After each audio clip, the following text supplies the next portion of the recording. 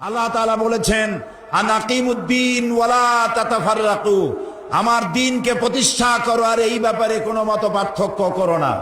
জামাত ইসলামী বিগত অর্ধ শতাব্দী পূর্বে এই উর্বর জমিনে তাওহীদের বীজ বপন করেছিল।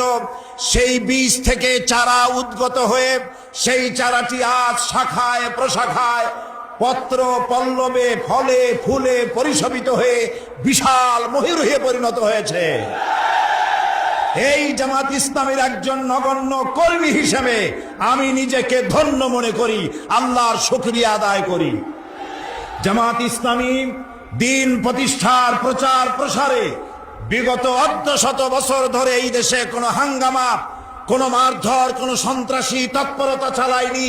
একটি বাস, একটি গাড়ির একটা গ্লাস ভাঙেনি, মারধর করেনি, হাঙ্গামা করেনি।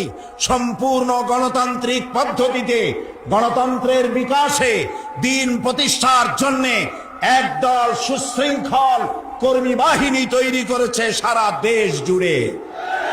এই সুশৃঙ্খল কর্মী বাহিনী এবং জামাতের মজবুত সংগঠন বাম এবং রামপন্থীদের ভিতকে, কলিজাকে প্রকম্পিত করে দিয়েছে।